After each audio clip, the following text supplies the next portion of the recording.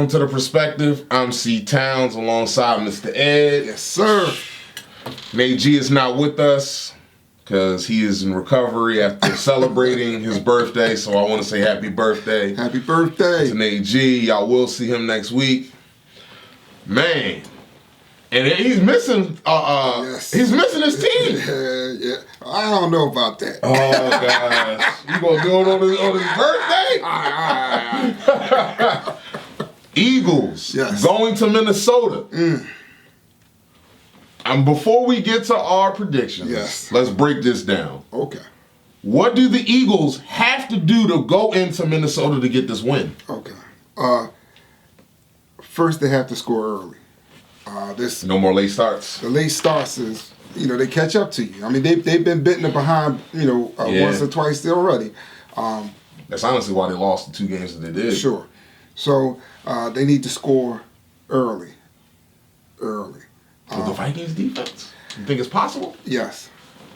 Yes. I believe the Eagles will be able to run against them. I don't know about that one. I'm telling you, listen, and it's not, this is not anything against the Vikings defense. My confidence really comes from this coaching staff. This coaching staff has done a real good job when they put their minds to this is what we need to do, scheming to be capable of doing it.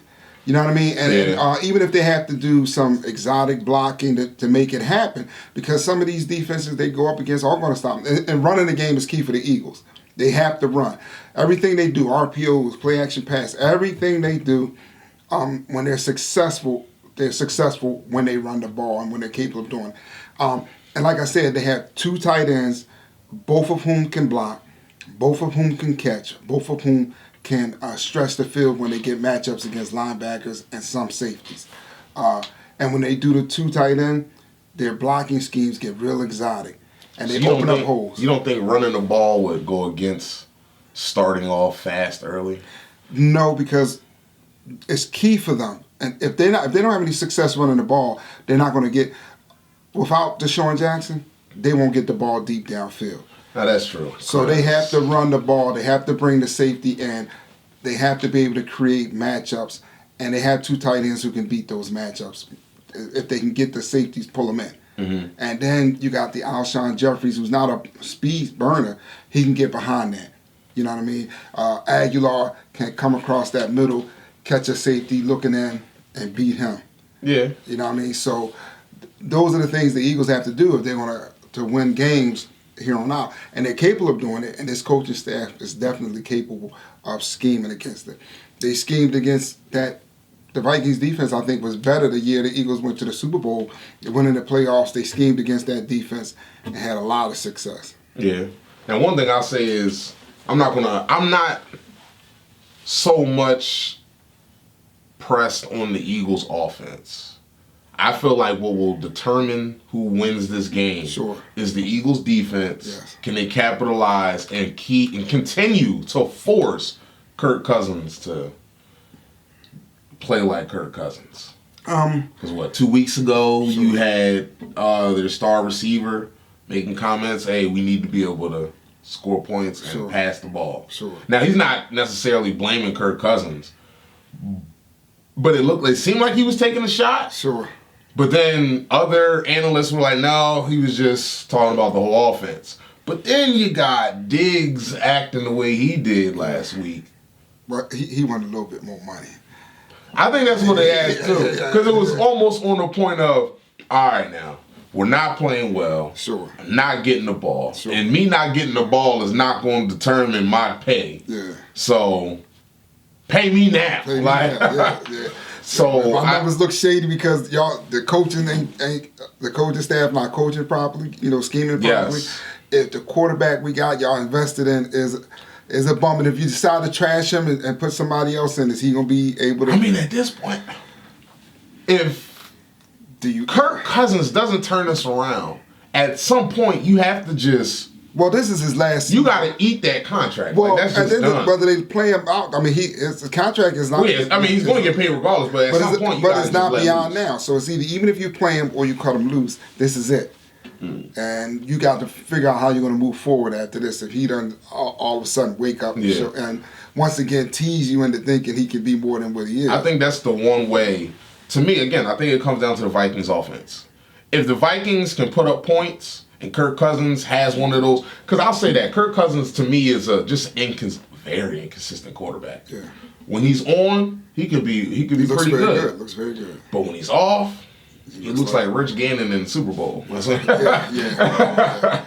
So I feel like if he shows up, because the Vikings literally are just almost need just him to step up. Well, you got to. Their defense is good. You got to figure if he steps up, the weapons they have. Andre say if he steps up, they're great at running back, right? Yeah, two. Let's not talk about the duo. Yeah, and wide receiver. So they're great at running back, and then the two wide receivers, Diggs and was it Thielen? Thielen. I mean, you're talking about two All Pros who get it done. So for me, if Minnesota can, if Kirk Cousins get everything going, especially early, and they can run up the score early. It comes down to who comes out the gate guns blazing. Sure. Is it going to be Carson Wentz and the Eagles? Which if I was a betting man on this game, I probably would bet more on Carson Wentz's side. Because the only thing that bothers me is Kirk Cousins is inconsistent. Sure. Carson Wentz is definitely way more consistent than Kirk Cousins. But I don't mean to say this. I hope you don't take this the wrong way. But the Minnesota Vikings. I know I have if you say anything wrong about the Eagles. Minnesota Vikings weapons are definitely better than the Eagles. Oh, listen. If this is what I'm saying to you, that's why it's key this particular game for the Eagles to get out front early and take away the running game. Take away exactly. Now you understand what I'm saying. Because if the Vikings can run the ball, you want to put and also you eat up clock and force them now to not pass. even they're not even comfortable trying to run the ball hand. Exactly. And then it's like, but because I'm not gonna lie to you, the Eagles don't jump out early. If that Vikings run game, listen, if the Vikings done, that helps Kirk Cousins. Listen, if the Vikings get out early and they can run and are capable of running against this defense. The Eagles they'll be in trouble. But here's what I think. I believe the thing the Eagles defense can't do is our starting corners aren't the great. And now we on second and third. Y'all on people down. Yeah, you know what I mean? We pulling people off the practice Eagles is time people walking around South Street. This is bad. So you have to but they can't stop the run. They have a really good run defense. But that's what makes this game, honestly, for me, is like Kirk Cousins. Either you have it or you don't at this point. Exactly. Because the Eagles secondary is not good. Yeah. It's been proven. Yeah. Week in and week out. The secondary, like the only reason why the Eagles defense is tolerable and actually can be good at like splurges is they get to the quarterback. Because your front seven is mean. Yeah.